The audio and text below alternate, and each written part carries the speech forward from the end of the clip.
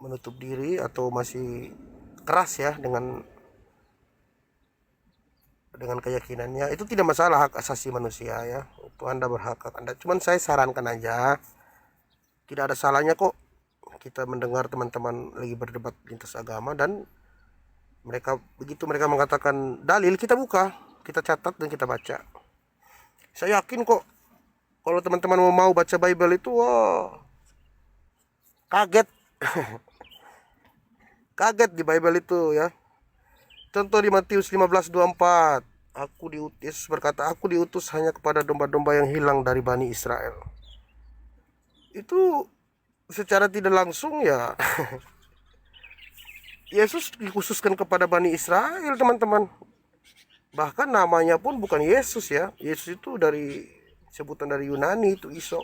Tapi kalau bahasa Isos ya, tapi kalau bahasa aslinya kan beliau, Yosua Masih itu berbahasa Aramaik. Itu pun kami baru tahu loh. Saya jujur, saya telah besar baru saya tahu bahwa Yosua Masih itu atau Yesus itu hanya dulu berbahasa Aramaik. Gitu teman-teman. Jadi belajar dong. Karena ada satu ayat ya, di Yesus mengatakan, jika hidup keagamaanmu tidak lebih benar daripada dari ahli-ahli Taurat dan orang-orang Farisi, sesungguhnya engkau tidak akan masuk dalam kerajaan surga. Dan ingat kawan, sebelum kita belajar, kita harus dengar perkataan Yesus. Contoh di Matius 5 ayat 37.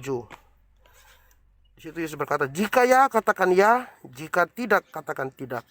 Yang lebih dari itu berasal dari si jahat. Berarti kalau kita misalnya menemukan di situ ada kesalahan atau kekeliruan dalam terjemahan, kita harus berkata jujur. Jangan malah kita membela yang salah di dalam Bible itu, teman. Karena kebanyakan teman-teman saya yang Kristen ini, mereka, tidak, Yesus itu, contoh ya, Yohanes 10:30, Yesus itu adalah satu dengan Bapa, gini-gini. Loh, bagaimana dengan di Yohanes 17 ayat 3? Perkataan Yesus juga itu, kawan, saya bilang. Di situ Yesus berkata, hidup yang kekal itu yaitu mereka mengenal engkau satu-satunya Allah yang benar, dan mengenal Yesus Kristus yang telah engkau utus. Kenapa ada kontradiksi ya? Sekarang kemudian saya pengen teman-teman yang ini, yang ada kawan saya naik tadi, 2 orang, ada yang nonton ya, orang Flores kayak ini. Teman, kemarin kan begini ya. Sekarang saya ingin bertanya kepada Anda. Coba buka Yohanes 5:37. Ya.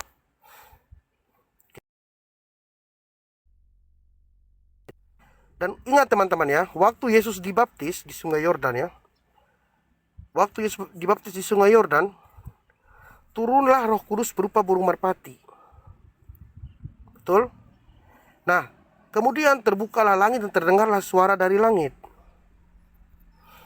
Inilah anak yang kukasihi. Kepadanya lah aku berkenan, dengarkanlah dia. Nah, tetapi di Yohanes 5 ayat 37 itu yang saya kaget juga ya. Di situ Yesus berkata, Bapa yang mengutus aku, dialah yang bersaksi tentang aku ya. Kamu tidak pernah mendengar suaranya, rupanya pun tidak pernah kamu lihat. Tuh, kamu tidak pernah dengar suara. Jadi ini penulis Yohanes ini tahu dari mana ada suara dari langit. Gitu loh. Saya kemarin nanya sama si Stefanus itu, kawan dari Flores. Jadi dia bilang enggak. Jadi dia membela yang salah. Jadi begini kawan. Makanya saya katakan, sebelum kita membaca Bible, baca terlebih dahulu Matius 5 ayat 37. Jika ya, katakan ya, jika tidak, katakan tidak. Yang lebih dari itu berasal dari si jahat. Sehingga kita berkata jujur nanti. Karena itu perkataan Yesus, kawan. Kalau memang betul engkau percaya kepada Yesus, ikuti perkataannya. Jangan yang salah kau bela. Oh tidak, begini kawan. Nah, sedangkan perkataan Yesus yang dengan jelas, dengan gamblang mengatakan bahwa aku diutus hanya kepada domba-domba yang hilang dari Bani Israel, kau tidak percaya. Kemudian Yesus berkata lagi, hidup yang kekal itu yaitu mereka mengenal engkau satu-satunya Allah yang benar, dan mengenal Yesus Kristus yang telah engkau utus. Kau tidak mau. Lucu-lucu kawan saya ini. Sedangkan Nabi Musa pun mengatakan demikian di Ulangan, di perjanjian lama ya, di Ulangan 6 ayat 4. Sema Israel Adonai Elohim. Ya. Adonai Ehad. Adonai Elohono, Adonai Ehad. Ya, di Markus 12:29 juga Yesus berkata, menjawab kepada orang-orang Yahudi. Hukum yang terutama ialah, dengarlah hai orang Israel, Tuhan Allah kita, Tuhan itu esa. Jadi saya baca perjanjian lama nih, perjanjian baru teman-teman ya, mulai dari Markus, Matius, Injil Markus, Matius, Lukas, Yohanes, Petrus. Tidak ada satu ayat di mana Yesus itu menjelaskan secara spesifik ya, bahwa Dia adalah Tuhan dan sembahlah aku. Akulah Bapa itu, atau akulah yang menciptakan langit dan bumi. Akulah sumber segala sumber. Nggak ada. Yang ada tuh di Paulus ya, surat Paulus ya. Jadi gini kawan-kawanku, teman-teman yang dari Flores ya. Saya nih tahu Anda nonton saya nih. Stefanus, kemarin kau ya. Kau ini. Kenapa kau nggak mau naik? Saya panggil kau nih. Stefanus, naik kau. Kau DM saya, kau bilang kalau saya mempelintir-pelintir. Saya pelintir di mana? Kau ketemu sama saya, taman kota. Jangan kasar-kasar. Ini saya ingat, ini akun saya satu sudah di ban ya. Jadi saya kena pembatasan kemarin gara-gara teman-teman ini. Kau Panus, kau jangan DM saya. Saya sudah kasih nomor HP ke kau ya. Kita sama-sama di Ruteng. Kau bilang ketemunya di Labuan Bajo biar adil. Ayo di Labuan Bajo ayo. Ayo, kapan kau mau ketemu di Labuan Bajo? Ayo sama saya. Kau bawa Injil, saya bawa juga Injil. Nanti kita jelaskan ya. Jadi kau jangan DM ini saya masih ingat perkataan kau ya di DM saya ya. Bahwa saya merubah-rubah Bible dan menjelek-jelekan Yesus. Kawan, apa yang keluar dari mulut saya sesuai yang saya baca di Bible. Karena saya sangat percaya perkataan Yesus. Beliau Yeshua HaMashiach yang diutus hanya kepada Bani Israel itu berkata kepada saya ya, kepada kita semua teman-temanku, bahwa hukum yang terutama di Markus 12 ayat 29, dengarlah hai orang Israel, Tuhan Allah kita, Tuhan itu esa. Ya, ini kenapa kau ini begitu ini sama saya? Karena kau sering nonton si Edis. Saya tahu. Teman-teman yang menonton Edis itu saya tahu siapa-siapa aja yang suka sama Edis. Tapi ingat, tidak semua suka kepada Edis ya, saya kasih tahu kau. Karena beliau Edis itu hanya mencari tambahan untuk hidup dia aja. Jadi kalian jangan dengar Edis ya. Kalau mau belajar Islam, baca. Kalau enggak kau cari orang Islam, kalau enggak kau beli buku Sirah Nabawiyah, sehingga kau tahu sejarah-sejarahnya Nabi Muhammad. Kenapa beliau itu menjadi suri teladannya umat Islam? Kenapa? Karena beliau waktu dia berdakwah tuh, dia memberikan tauladan yang baik, lemah lembut. Beliau itu beliau itu sangat jujur ya, sepanjang sabar. Jadi tidak ada sesuatu pun yang tercelah yang dia lakukan waktu berdakwah, sehingga penyebaran agama Islam pada saat itu ya begitu dahsyat, cepat. Begitu kawan. Siapa yang benar biasanya pasti orang akan suka gitu loh.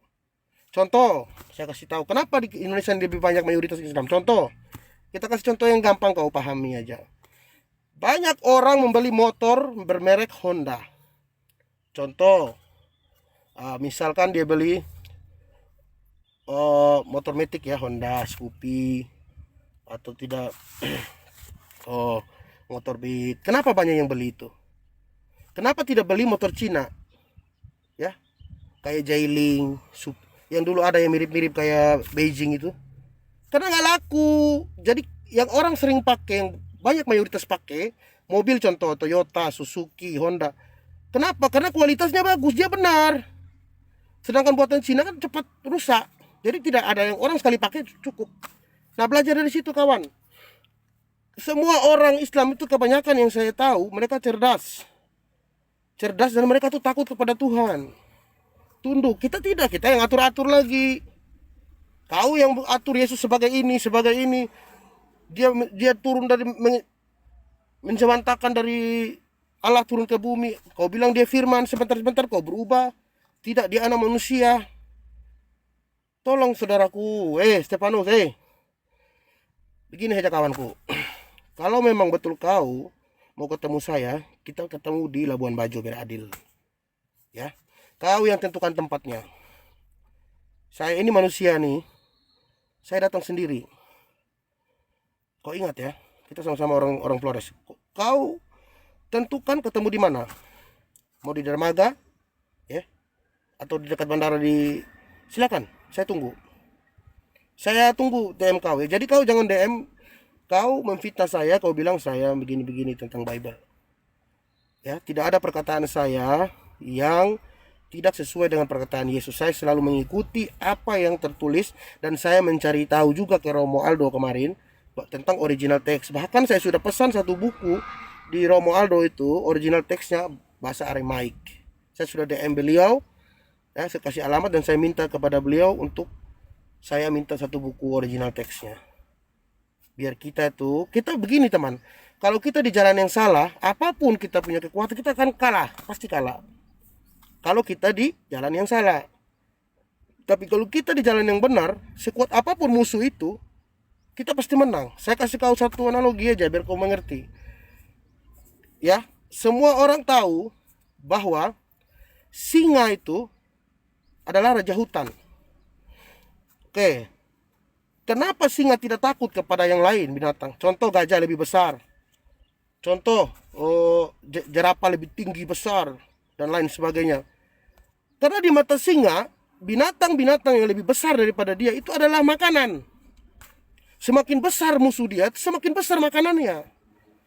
Jadi kau kalau sama saya itu di situ ada namanya mentalitas. Jadi manusia itu kalau mau maju harus punya mentalitas. Mentalnya harus bagus. Jadi saya kasih tahu kau Stefanus, saya mentalnya, ya tidak usah saya jelaskan, kau udah paham lah. Begitu ya. Jadi saya ingatkan sama kau. Oke?